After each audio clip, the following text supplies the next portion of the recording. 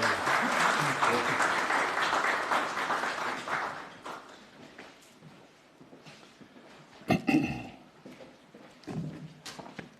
اللہ الرحمن الرحیم ایاک نعبد و ایاک نستعین. 2019 میں ایک اوورسیز پاکستانی جن کا نام عرفان علی تھا اور غالباً گریس سے انہوں نے پرائم منسٹر کے پورٹل پہ ایک میسج بھیجی، اور وہ میسج یہ تھی کہ انہوں نے کہا کہ یہ اتنا مشکل پروسیس ہے یہ پاور آف اٹارنی کا کہ ایک اوورسیز پاکستانی کے لیے بڑا ہی مشکل ہوتا ہے، اور ٹریول کرو اور پھر جاؤ اور پھر دیر لگتی تھی اور فزیکل پریزنس ہونی چاہیے تھی. تو اور جس طرح کہا گیا یہ چھوٹا نمبر نہیں ہر سال جس کو پاور اٹارنی چاہیے ہوتی ہے، کوئی 75,000 پاکستانیوں کو سالانہ یہ اس پروسیس سے گزرنا پڑتا تھا. تو اس نے یہ کہا کہ یہ آپ اس کو ڈیجیٹائز کیوں نہیں کرتے، ٹیکنالوجی کا استعمال کریں. اور اس نے پھر ایک تجویز دی میرے پورٹل کے اوپر. اس کے بعد یہ پروسیس شروع ہوا، اور اس کے بعد پھر جتنا نادرا کو بھی ایکٹ بھی چینج کیا گیا، اور آج ہم ادھر پہنچ گئے ہیں کہ ہم انہی پاکستانیوں کے لیے جو محنت کش پاکستانی جن کے اوپر ہمارا ملک چل رہا ہے آج، ان کی جو ریمیٹنسز ہیں تقریباً $30 ارب ریمیٹنسز بھیجتے ہیں ہر سال وہ، اور جو ہم ایکسپورٹ سے وہ جو گیپ پورا نہیں کر سکتے، ان کے پیسے کی وجہ سے آج ہم پاکستان ادھر کھڑا ہے. تو اس لیے مجھے آج خوشی ہو رہی ہے کہ ہم نے ان کے لیے ایک اور آسانی پیدا کی. اس سے پہلے بھی ہم نے کوشش کی تھی سکسیشن سرٹیفکیٹ، وہ بھی ایک بڑا لمبا پروسیس تھا، اس کے لیے بھی ہم نے ٹیکنالوجی کا استعمال کیا. اور آج وہ جو پروسیس بڑا ہی مشکل تھا اس کو اب ایک ان کے لیے ادھر آسانی پیدا ہوئی، اور یہ دوسرا سٹیپ ہے کہ ان کی زندگی میں آسانی ہو. میرا انٹریکشن اوورسیز پاکستانی سے سب سے زیادہ کرکٹ کے دنوں میں جب ہم کرکٹ کھیلے جاتے تھے تو وہ اوورسیز پاکستانی ایک ایسے ہوتے ہیں جو زیادہ تر مجبوری میں ملک سے نکلتے ہیں، نوکریاں نہیں ملتی، میرٹ کا سسٹم نہیں ہوتا، تو وہ اپرچونیٹیز کے لیے باہر جاتے ہیں. اور زیادہ تر جو میرا ایکسپیرینس رہا اوورسیز پاکستانیز میں وہ ادھر جا کے زیادہ پاکستان کی قدر ہوتی ہے.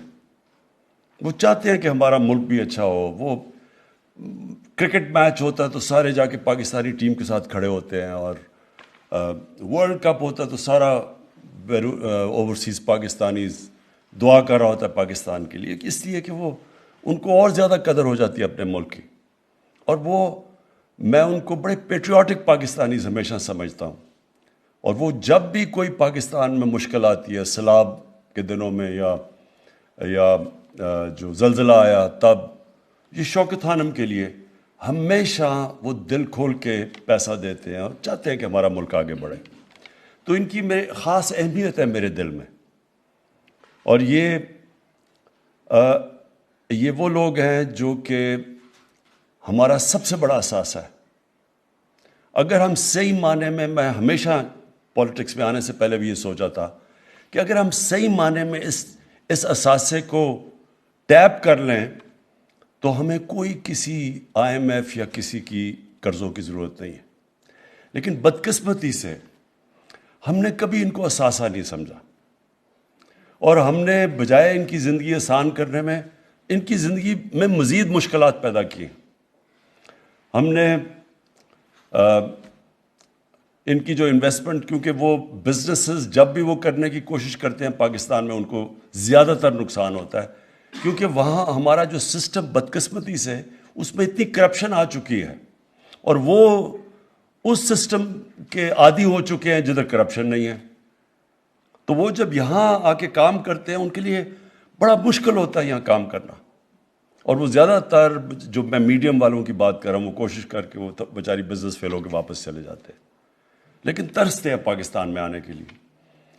تو اور پھر وہ جو سب سے سیف انویسٹمنٹ ہوتی ہے وہ پلاٹ لے لیتے ہیں، اور ان کی بدقسمتی کے پلاٹس پہ بھی قبضے ہو جاتے ہیں. تو اس لیے ہم اتنے بڑا اپنا جو اس ملک کا اثاثہ ہے وہ اس کا پاکستان کو پوری طرح فائدہ ہی نہیں ہو سکتا. یہ بہت بڑا فائدہ ہے کہ $30 ارب ان کی ریمیٹنس ہمارے دور میں ریکارڈ ریمیٹنسز بھیجی ہیں انہوں نے، جن کا میں خاص ان کا شکریہ ادا کرتا ہوں. لیکن اس کے باوجود جو اصل پوٹینشیل ان کی انویسٹمنٹ کا ہے، جو فارن انویسٹمنٹ پاکستان میں آ سکتی ہے، بدقسمتی سے وہ انویسٹمنٹ نہیں آتی. اور میں پھر سے ریپیٹ کرتا ہوں کہ ہم نے اس طرح ان کو سروس نہیں دی. ہمیں تو ان کو اپنا جو آپ کا سب سے بڑا اثاثہ ہوتا ہے اس کی تو آپ کو بڑی قدر کرنی چاہیے، اس کی زندگی آسان کرنی چاہیے، اس کو سروس کرنا چاہیے. جس طرح آپ کے کوئی بھی اگر بینک ہے تو اس کے بڑے بڑے کلائنٹس ہیں تو وہ تو ان کو خاص سروس دیتا ہے. بڑے کلائنٹس کو ہر کوئی مارکیٹنگ کرتا ہے اور ان کے لیے پی آر کرتا ہے جو ان کے بڑے کلائنٹس ہوتے ہیں. تو ہمارا تو یہ سب سے بڑا اثاثہ ہے. تو ہماری گورنمنٹ کی پالیسی پہلے دن سے ہے کہ ہم نے اب اس کو اون کرنا ہے اور ان کو اسی طرح ان کو رکھنا ہے جیسے ایک قوم اپنے سب سے بڑے اثاثے کو رکھتی ہے.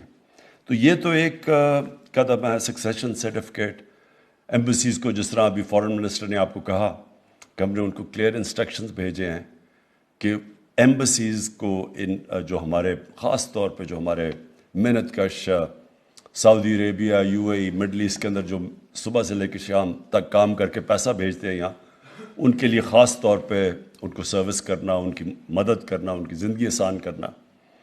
اور اس کے لیے اب ایک فارن منسٹر نے پورٹل بھی بنایا ہے جو وہ ڈائریکٹ کوئی بھی اب بتانا چاہے کہ ہمارے کوئی مسئلے کیا ہیں تو وہ ڈائریکٹ یہاں فارن منسٹر کے پورٹل کے اوپر آ سکتے ہیں. جس طرح ہمیں یہ گریس سے ایک اوورسیز پاکستانیز نے بتایا یہ اس کا پاور آف ٹرنی کا، اس طرح ان کو بھی بڑی اچھی انفارمیشن آئے گی اب انشاءاللہ، کیونکہ وہ اب کنیکٹ ہو گیا ان سے آن لائن. جو مجھے کل خاص طور پہ خوشی ہوئی کہ ہم نے اب اوورسیز پاکستانیز کو شامل کر لیا پاکستان کی ڈیموکریسی کے اندر. اب ان کو جو ووٹنگ رائٹس ملے ہیں، میں آپ کو بتاتا ہوں اس کا فائدہ کیا ہے.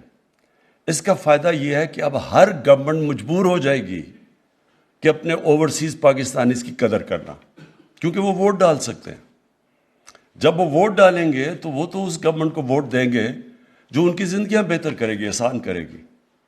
اور تو یہ اس سے بڑا فائدہ ہوگا کہ ووٹ کا سب سے بڑا فائدہ یہ ہوتا ہے کہ ایک جمہوریت کے اندر ایک انسان اپنی ووٹ کے ذریعے حکومت کے اوپر چیک رکھ سکتا ہے. تو یہ 90 لاکھ اوورسیز پاکستانی ہیں ہمارے. ان کو اب جب رائٹ ملے گا ووٹ دینے کا تو یہ جو ووٹس ہے گورنمنٹ سب ان کی قدر کریں گی، جو بھی گورنمنٹ آئے گی. اور یہ جو دوسری چیز کل اس کی بھی مجھے بہت خوشی ہوئی، ای وی ایم مشینز کی. دیکھیں یہ بھی آج ہم اس لیے کر سکے ہیں کیونکہ نادرا نے ٹیکنالوجی کا استعمال کر کے ان کی زندگی آسان کی. تو ٹیکنالوجی تو انسان کی زندگی ہر جگہ آسان کر رہی ہے. اب ہر جگہ دیکھ لیں کہ ٹیکنالوجی جدھر ٹیکنالوجی آ رہی ہے، کدھر لوگوں کی کیا 20 سال پہلے 10 سال پہلے کیا تھا اور آج کیا ہے. ٹیکنالوجی، یہ موبائل فون نے دنیا چینج کر دی ہے. اور اتنی تیزی سے ٹیکنالوجی چینج کر رہی ہے کہ انسانی تاریخ میں کبھی ٹیکنالوجی اتنی تیزی سے چینج نہیں انسان کی زندگی میں لے کے آ رہی جو آج ہے. تو اس لیے ٹیکنالوجی کا آج استعمال نہ کرنا، اس سے بڑا امکانہ کیا سوچ ہو سکتی ہے. سوچے 2008 کے اندر الیکشن گورنمنٹ نے ایک کمیشن بنائی تھی، غالباً میرے خیال میں صغرا امام اس کی ہیڈ تھیں، اور انہوں نے ریکمنڈیشن دی، بار بار میٹنگز کر کے انہوں نے ریکمنڈیشن دی. الیکشن کمیشن نے ریکمینڈ کیا کہ ای وی ایم الیکٹرانک ووٹنگ مشینز آنی چاہیے. یہ 2008 کی بات کر رہا ہوں. لیکن کیوں نہیں ایکسیپٹ ہوئی؟ یہ کوئی بھی وہ لوگ جو اس ملک کے اندر ایک پرانے سسٹم سے فائدہ اٹھا رہے ہیں وہ کبھی چینج نہیں آنے دیں گے. ہم نے اتنی کوشش 3 سالوں میں، مثلا میں آپ کو مثال دیتا ہوں کہ کس طرح یہ ایک کرپٹ سسٹم سے جو فائدہ اٹھاتے ہیں چینج نہیں آنے دیتے. ہم نے یوٹیلیٹی سٹورز کے اندر ہم نے چیک کرنے کے لیے کہ پلفریج نہ ہو، ہم نے اس کو آٹومیٹ کرنے کا فیصلہ کیا. اندر یوٹیلیٹی سٹور کے جو لوگ کام کر رہے تھے انہوں نے ہی جا کے عدالت میں اسٹے آرڈر لے لیا، آٹومیشن روک دی. ایف بی آر کتنی دیر سے کوشش کر رہی ہے آٹومیشن کی، وہ کوئی نہ کوئی وجہ سے وہ ہونا نہیں. اندر سے لوگ، ایف بی آر کے اندر سے لوگ آٹومیشن نہیں آنے دیتے، کیونکہ یہ جو سسٹم بنا ہوا ہے اس میں سے بدقسمتی سے پیسہ آتا ہے. اسٹیٹ گورنمنٹ کے پاس پیسہ نہیں آتا، لیکن جو ٹیکس کلیکٹ کرنے والے ہوتے ہیں ان میں سے کوئی بڑا پیسہ بناتے ہیں. ٹریک اینڈ ٹریس سسٹم، بڑی کمپنیز، بڑے ایسے سیمنٹ ہوا یا جدھر اربوں روپے کی سیلز ہوتی ہیں، شوگر، سگریٹ، یہ کتنے 15 سال سے کوشش ہو رہی ہے کہ ٹریک اینڈ ٹریس سسٹم آئے تاکہ وہ جو چیز بیچتے ہیں، مثلاً اگر 100 یونٹس بیچ رہے ہیں تو وہ صرف 70 یونٹ ڈکلیئر کرتے ہیں، 30 آف بکس بیچ دیتے ہیں. تو ٹریک اینڈ ٹریس سسٹم سے یہ ختم ہو جانا تھا. یہ اب جا کے ہماری 3 سال کی کوششوں سے انشاءاللہ اگلے ہفتے پہلی دفعہ پاکستان کی تاریخ میں ہم ٹریک اینڈ ٹریس سسٹم لے کے آ رہے ہیں، جس کو کئی سالوں سے سیبوٹاج کیا گیا. تو یہ وہ لوگ جو کہ پرانے سسٹم، کرپٹ سسٹم سے فائدہ اٹھا رہے ہیں، وہ چینج نہیں آنے دیتے. اب EVM مشین ہے، ساری دنیا میں کام کر رہی ہے. ہمارے سارے جتنے مسئلے ہیں جو ہماری ہوئی تھی جوڈیشل کمیشن 2015 میں، اس نے لسٹ کیا 6 ہفتے کی ہیئرنگ کے بعد کہ کیا کیا مسئلے ہیں کہ پاکستان میں صاف اور شفاف الیکشن 1970 کے بعد نہیں ہو سکے. انہوں نے لسٹ کی کیا وجوہات تھی، وہ سارے مسئلے ختم ہو جاتے ہیں EVM مشین سے. پچھلے الیکشن کے اندر 15 لاکھ ووٹ ضائع ہوئی، وہ اگر EVM مشین ہوتا تو 15 لاکھ ووٹ کاسٹ ہو جانی تھی. اس میں بہت بڑے فراڈ چلتے ہیں، جعلی ووٹس ہیں، مرے ہوئے لوگوں کی ووٹس انہوں نے درج کروائی ہوئی ہیں، یہ ساری اڑ جاتی ہیں جس دن EVM مشین آئے. تو EVM مشین سے ہمیں کیا فائدہ ہے؟ یہ ایسی ہے کہ جب میں کرکٹ میں 8 سال کوشش کی نیوٹرل امپائرز لانے کی، اب مجھے کیا فائدہ تھا نیوٹرل امپائرز کا؟ اور پاکستان وہ ملک ہے جو دنیا 200 سالہ کرکٹ کی تاریخ میں جو نیوٹرل امپائر لے کے آئے تھے. ہم نے سینٹ الیکشن میں کہا کہ اوپن بیلٹ ہونی چاہیے، کیونکہ سب کو پتا ہے کہ سینٹ کے اندر پیسہ چلتا ہے، ووٹ خریدی جاتی ہے کیونکہ سیکرٹ بیلٹ ہے، خفیہ بیلٹ کے اندر پیسہ چل جاتا ہے، سب کو پتا ہے. 30 سال سے پیسہ چل رہا ہے. ہم گورنمنٹ میں بیٹھ کے ہم نے کہا کہ اوپن بیلٹ ہونی چاہیے، پتہ چلے کہ کس نے کس کو ووٹ دی ہے. یہ دونوں جماعتوں نے اس کے خلاف کھڑے ہو گئے. یعنی اس میں مجھے کیا فائدہ، ہماری پارٹی کو کیا فائدہ کہ اگر لوگوں کو پتہ چل جائے کس نے کس کو ووٹ دی ہے.